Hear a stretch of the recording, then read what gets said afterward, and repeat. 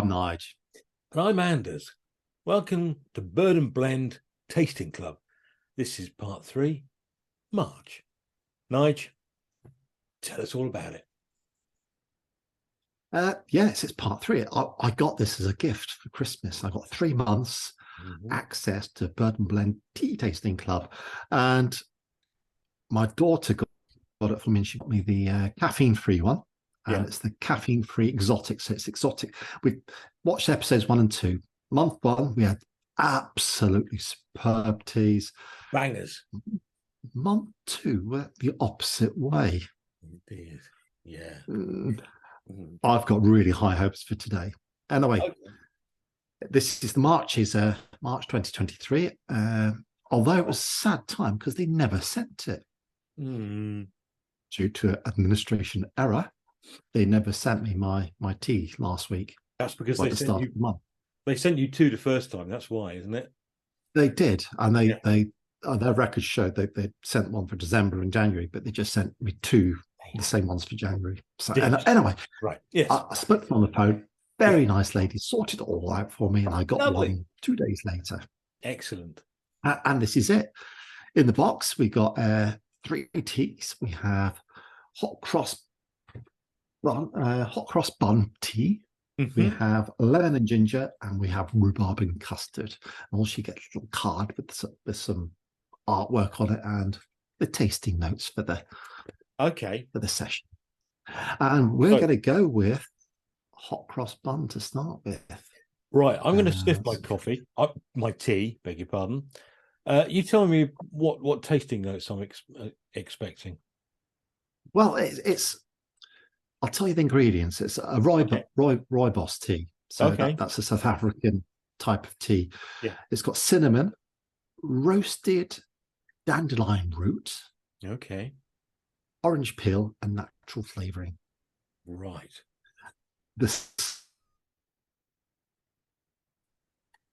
It smells like hot cross buns. It really does. Yeah, it really does. There's a spiciness in there that you get from the hot cross bun. Are we going to go and taste? Apart from that, there's no other tasting notes, but yeah, let's go in. Actually, just hang on a goddamn second there. I'm getting a hint of vanilla in there as well. All right. Oh, there's a lot of sweetness. It does. I can't. It reminds me of hot cross buns. Yeah, it's an astonishing feat. Come on, let's taste it. Cheers. Chin chin.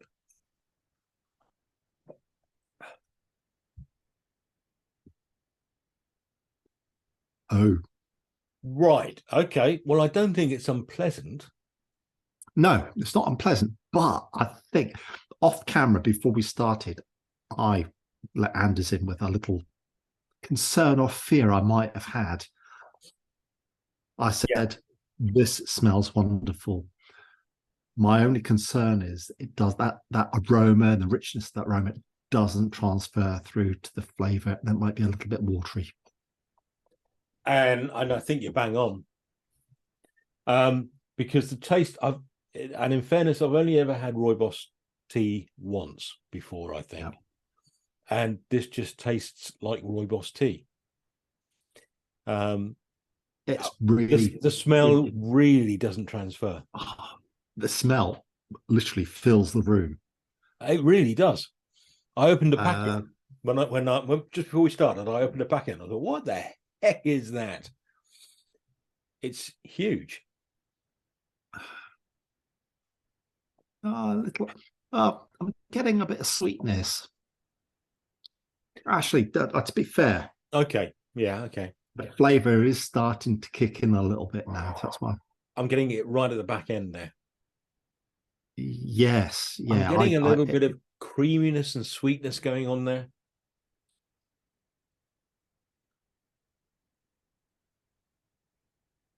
Yeah, you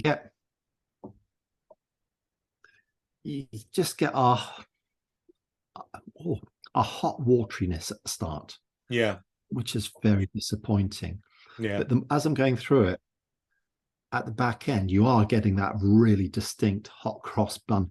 You are. as you said, the creaminess, but it comes on quite late. It's all gone, finished, and then the flavors just start. And it's lingering. Tantalizing. It is, and it's lingering at the end, isn't it? Yeah. So, yeah, it's getting better. Actually, we stand corrected. What do you say? Naughty Nigel.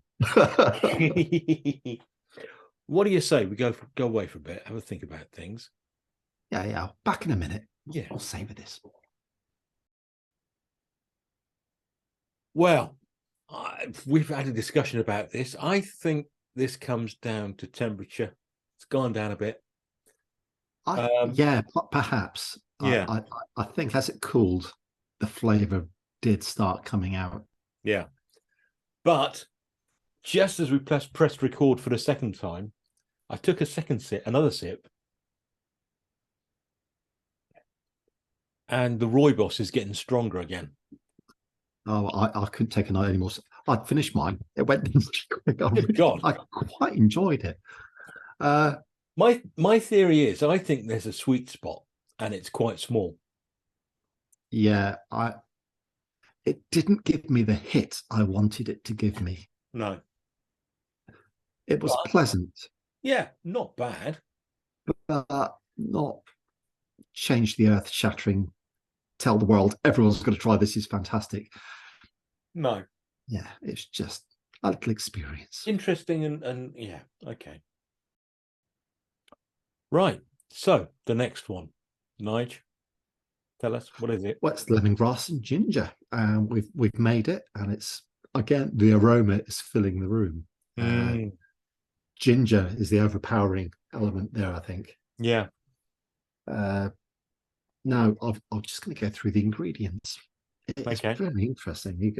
It's got ginger, apple pieces, rosehip, fermented lemon peel, lemon myrtle, orange peel, and natural flavorings. Now, lemon myrtle, I had to do a little research because I didn't know what it was. No. The plant is called lemon myrtle is one of the more common names for it. The proper name is Backhausia citrodora. Okay.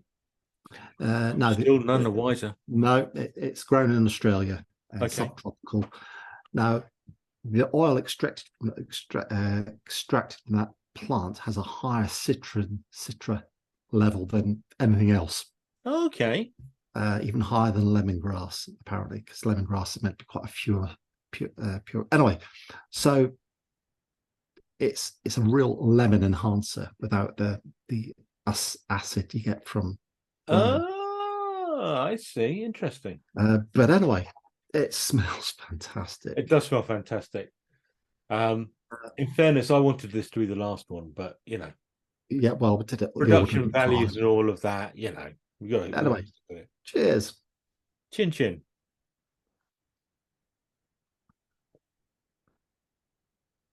Oh. Okay. That was mixed. It's nice, but it does feel medicinal. Oh, yeah, I think I know what you mean. Whenever I get a cold, I always do grate some ginger and some lemon and put some boiling water on top and steep that. So that's possibly why I'm thinking about that. No, it is erring on the medicinal side of tea. Yeah, but I like it. It's lemon and it's ginger. And I love lemon and I love ginger. So I know you can't go much wrong with lemon and ginger. But I could probably just squeeze a little bit of ginger and a bit of lemon into some hot water, and I'll get probably a better kick than I'm getting from this. Probably. It's that goddamn lemon myrtle that's ruined it. Yeah. Or has that enhanced it? Oh, has it?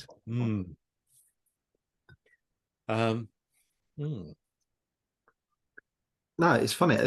I get on entry of the liquid into the mouth, I get the ginger hit straight away up front. Bam. Yeah.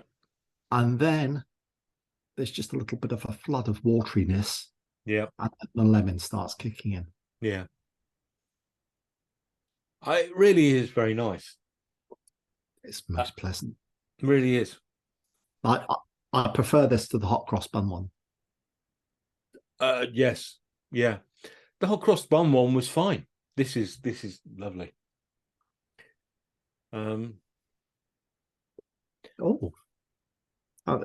Getting into it now. And there's just a hint of fieriness from the ginger now, which is quite nice, which I wasn't getting at the start. You're right there.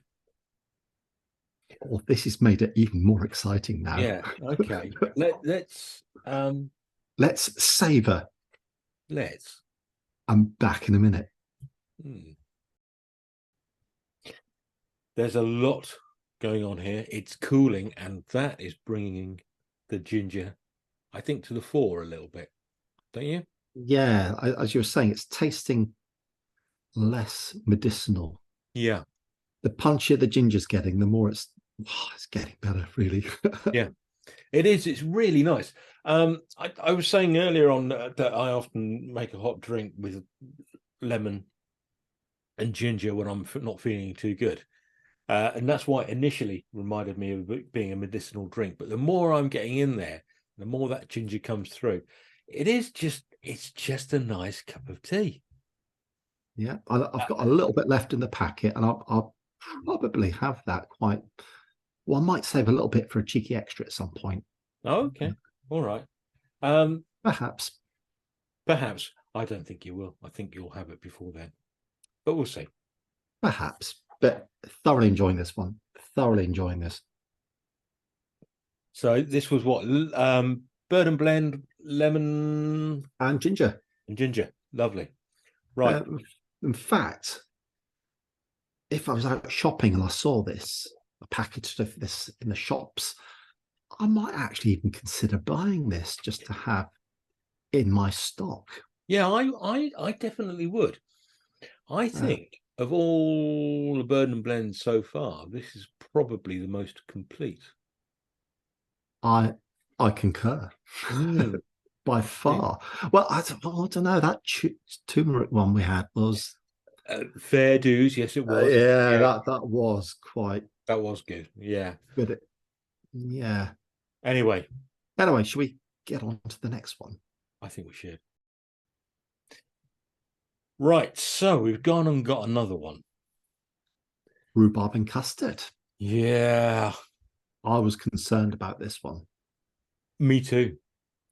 Mainly because of last month they had lots of candies and things and a lot of processed stuff. That's right. I forgot about that. And I saw that. I thought, oh God, here we go again.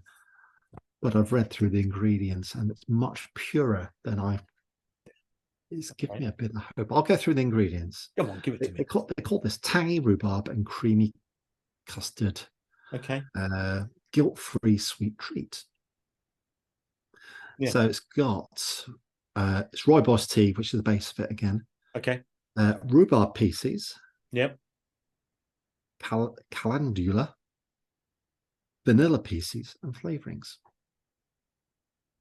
Calendula. It's a sweetener, isn't it? It's a plant. Yeah. And it's in this country. It's called a Potts marigold. It's part of the marigold family. Okay. And apparently, go back a couple hundred years, it was used in flavorings for everything. It gives it a mild sweetness, and when the leaves are dried out, the petals are dried out, it's creates more of a bitterness. Okay. It's also called poor man's saffron because they use it for dyeing and colouring food as well. Okay. So there you go. Blimey. And it's also got some herbal. It's anti-inflammatory, and it's probably more used as a medicinal herb than a colouring herb nowadays. Okay. All right. Well, that's interesting. Good knowledge. So it's got proper ingredients, and all that dried potato starch and everything else, and sugars that had in the last month's teas. Yeah. No shite. No. No. All I can smell is rhubarb. It's Yeah. quite overpowering in the aroma, and you're It not is. too keen on rhubarb, are you, Anders? This is a major hurdle I'm having to get over. I neither like rhubarb. I'm not particularly a fan of. All I can say is, man up, you make me drink coffee, so get on with it. Cheers. Fair enough. Come on, let's get on.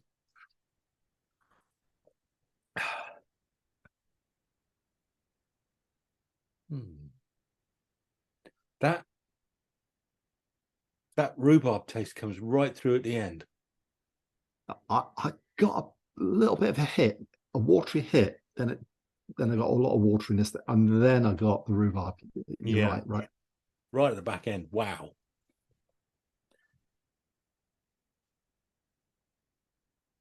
Oh, it's actually quite a long, drawn out taste you get at the end as well. It really is, isn't it? Yeah. It just gets longer and longer, and it just, yeah, it's nice. I like it. I thought this was going to be my least favorite.